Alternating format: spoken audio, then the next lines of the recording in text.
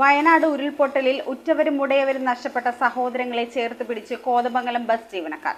വയനാട് ജനതയ്ക്ക് ഐക്യദാർഢ്യം പ്രഖ്യാപിച്ചുകൊണ്ട് ഓഗസ്റ്റ് 8-ന് നടത്തുന്ന ബസ് സർവീസിൽ നിന്ന് ലഭിക്കുന്ന മുഴുവൻ തുകയും ദുരന്തത്തിൽ നഷ്ടപ്പെട്ടവർക്ക് കൈമാറുമെന്ന് പ്രൈവറ്റ് ബസ് ഓപ്പറേറ്റേഴ്സ് അസോസിയേഷൻ ഭാരവാഹികൾ. സമാനതകളില്ലാതെ വയനാട്ടിൽ നടന്ന ദുരന്തത്തിൽ എല്ലാം നഷ്ടപ്പെട്ട സഹോദരങ്ങളെ ചേർത്തു നിർത്തുന്നതിനും സഹായിക്കുന്നതിനുമായാണ് കോതമംഗലത്തെ ബസ് ഉടമകളും തൊഴിലാളികളും ഒരുമിച്ച് ഓഗസ്റ്റ് 8-ന് സർവീസ് നടത്തുന്നത്. സർവീസ് നടത്തി ലഭിക്കുന്ന മുഴുവൻ തുകയും അന്നേ ദിവസം ദുരന്തത്തിൽ എല്ലാം നഷ്ടപ്പെട്ടവർക്ക് കൈമാറുമെന്ന് private bus operators association president Joji എടാട്ടേലും ജനറൽ സെക്രട്ടറി നവാസ് സിബിയും വാർത്താ സമ്മേളനത്തിൽ അറിയിച്ചു. കോതമംഗലം താലൂക്കിലെ മുഴുവൻ സ്വകാര്യ ബസ്സുകളും അതിനോട് ഐക്യദാർഢ്യവും ഞങ്ങളുടെ തൊഴിലാളികളും ഉടമകളും എല്ലാവരും കൂടി ഒരുമിച്ച് ഈ വ്യാഴാഴ്ച ഞങ്ങൾ രാവിലെ മുതൽ വൈകുന്നേരം വരെ കിട്ടുന്ന മുഴുവൻ പൈസയും വയനാടിൻ്റെ കൈത്താങ്ങിനായിട്ട് കൊടുക്കുവാൻ തീരുമാനിച്ചിരിക്കുകയാണ്.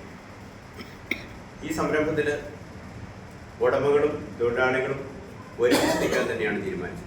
News bureau, Kothamangalam.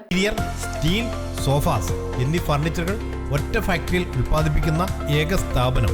Architectural and traditional designs ആവശ്യാനുസരണം നിർമ്മിച്ചു കൊടുക്കുന്നു. നിങ്ങളുടെ സ്വപ്ന ഭവനം ഒരു സ്റ്റേറ്റ് ഓഫ് ആർട്ടാക്കുവാൻ വിശ്വസ്തയോടെ എന്നും നിങ്ങളോടൊപ്പം. ഇറമ്പത്ത് ഇറ ഫർണിച്ചർ, കോട്ടപ്പടി, കോതമംഗലം. ഇനി കൂത്താട്ടുകുളത്ത്.